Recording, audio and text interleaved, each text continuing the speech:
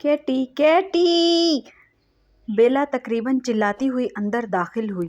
Katy جو سنگھار میز کے سامنے کھڑی آئینے میں دیکھتے ہوئے بڑی نفاست سے آنکھوں پر کاجل لگا رہی تھی، ایک دم ٹھٹک گئی۔ کیا ہے؟ اس نے قدرے ناگواری سے بیلا کی طرف دیکھتے ہوئے کہا۔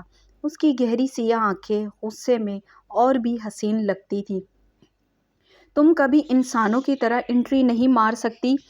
ہمیشہ کسی ایمبولینس کی طرح خطرے کی گھنٹیاں بجاتے کیوں آتی ہو؟ سیریسلی، ابھی مجھے ہارٹ اٹیک آنے ہی والا تھا۔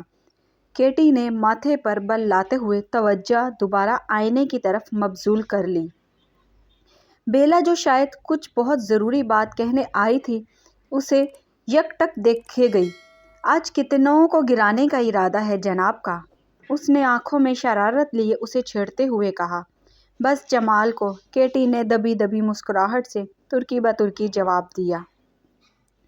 جمال کے نام پر اس کے ہونٹوں پر ہمیشہ ایک شرماتی سی مسکراہٹ بکھر جاتی تھی۔ جمال اس کا بوائے فرینڈ تھا۔ اس سے اس کی پہلی ملاقات تب ہوئی تھی جب وہ ہارورڈ یونیورسٹی میں اپنے آخری سیمسٹر میں دوستوں کے ساتھ ایک ٹرپ پر گئی تھی۔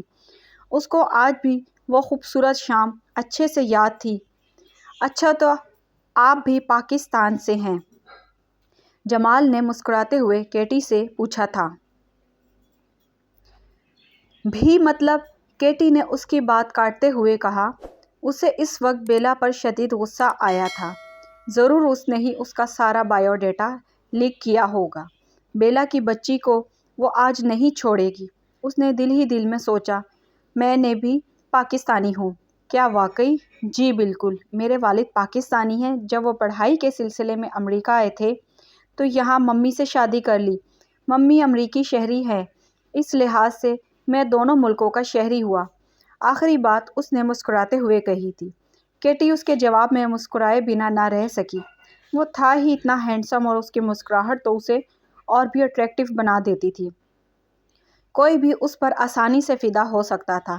کیٹی بھی پہلی ملاقات میں ہی اس کی بری طرح گرویدہ ہو گئی تھی، پر اس نے اپنی فیلنگز اس پر ظاہر نہیں ہونے دیں۔ آخر وہ کیٹی تھی، کوئی عام لڑکی تھوڑی تھی جو اتنی آسانی سے کسی کے سامنے ہار مان لے۔ وہ تو خود کوہ کی شہزادی لگتی تھی، اتنی آسانی سے کسی کے ہاتھ آنے والی نہ تھی۔ اس کے پیچھے تو پروانے خود آتے تھے اور وہ کسی پری کی طرح سب پر اپنا سحر چلاتی، کسی ایک کو بھی خاطر میں نہ لائے بنا بے نیازی سے گزر جاتی تھی۔ جمال بھی اس کے سحر سے مروب ہوئے بنا نہ رہ سکا تھا۔ اس نے اپنی زندگی میں بہت لڑکیاں دیکھی تھیں، پر اس جیسی کانچ کی گڑیا سے پہلی دفعہ مل رہا تھا۔ کیٹی کے برعکس وہ اپنے احساسات چھپانے میں ناکام رہا تھا، یا پھر شاید وہ چھپانا ہی نہیں چاہتا تھا۔ تو آخر کار جمال جیسن تمہیں اپنی محبت مل ہی گئی؟ وہ کیٹی پر ستائشی نظریں جمائے دل ہی دل میں خود سے پوچھ رہا تھا۔ وہ بلو جینس پر گہرے سرخ رنگ کے ٹی شرٹ پہنے ہوئے تھی۔ اس کے کمر تک آتے گھنے سیاہ بال اس نے کھلے چھوڑ رکھے تھے، جو اس کی برف سی سفید رنگت کو اور بھی ابھار رہے تھے۔ کیٹی نے ہلکا سا میک اپ کر رکھا تھا۔ جمال کے لیے فیصلہ کرنا مشکل ہو رہا تھا کہ اس کی بڑی بڑی خوبصورت آنکھیں زیادہ پرکشش تھیں یا ہلکی ہلکی ہوا میں لہراتے اس کے چمکدار سلکی بال۔ خیر، وہ تو تھی ہی کوئی پریوں کی شہزادی، حسن کی ملکہ۔ یہ تو طے تھا کہ وہ اس کو حاصل کر کے رہے گا۔ کچھ ہی دیر کی بات چیت کے بعد وہ دونوں اب اپنی گفتگو میں بہت حد تک بے تکلف ہو چکے تھے۔ اس کی وجہ شاید دونوں کا ایک دوسرے کے لیے پسندیدگی کے احساسات محسوس کرنا تھا۔ اس رات ہاسٹل واپس آنے کے بعد بھی وہ اس دن کے ان خوبصورت لمحات میں ہی جیتی رہی۔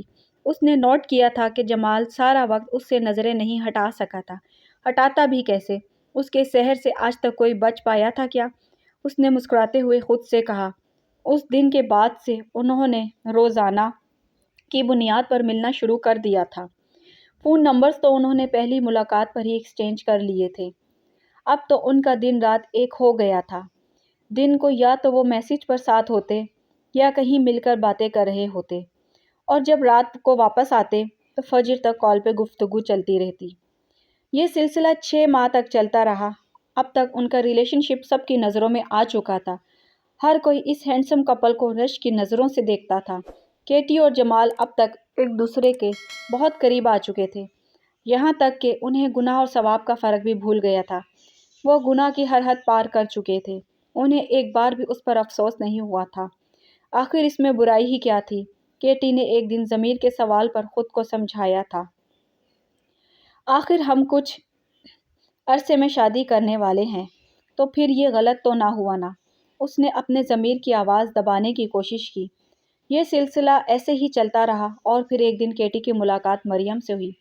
وہ اس کی روم میٹ فرحت کی دوست تھی، اور اس دن جب وہ فرحت سے ملنے آئی تو اتفاق سے وہ ہاسٹل میں باہر کسی کام سے گئی ہوئی تھی۔ چنانچہ کیٹی کو ہی مریم کو ویلکم کرنا پڑا، جس پر وہ بعد میں بہت پچھتائی۔ معاف کرو، میں چندہ نہیں دیتی۔ کیٹی نے روم کا دروازہ کھولنے پر اپنے سامنے سیاہ رنگ کا عبایا پہنے کھڑی نقاب پوش لڑکی سے کہا تھا، اور اس کو کچھ کہنے کا موقع دیے بنا اس کے منہ پر دروازہ بند کر دیا تھا۔ اف، یہ بھکاری ہر جگہ پہنچ جاتے ہیں، وہ پلٹتے ہوئے منہ ہی منہ میں بڑبڑائی۔ دروازے پر ایک بار پھر دستک ہوئی۔ اف، کیا پرابلم ہے؟ ایک دفعہ میں بات سمجھ نہیں آتی تمہیں؟ کیٹی دروازہ کھولتے ہی غصے سے گڑگڑائی تھی۔ وہ نقاب پوش لڑکی پہلے تو کیٹی کی بدتمیزی پر حیران ہوئی، پھر بڑے تحمل سے بولی، فرحت روم میں ہے کیا؟ اسے جیسے کوئی شوق لگا تھا۔ میں نے پوچھا، کیا فرحت روم میں ہے؟ اس نے پھر سے اسے ہی پرسکون انداز میں جواب دیا۔ آپ کون ہیں؟ کیٹی اب ذرا سنبھل چکی تھی، اسے اب اپنے رویے پر شرمندگی ہو رہی تھی۔ ضرور وہ فرحت کی کوئی جاننے والی تھی۔ میرا نام مریم ہے، میں فرحت کی دوست ہوں۔ اوہ اوکے، میں سمجھی آپ کسی آرگنائزیشن کے لیے ڈونیشن لینے آئی ہیں۔ اندر آ جائیں۔ فرحت تو کسی کام سے مارکیٹ گئی ہے، کچھ دیر میں آ جائے گی، آپ روم میں ہی ویٹ کر لیں۔ کیٹی نے مریم کے لیے دروازہ پوری طرح کھولتے ہوئے کہا۔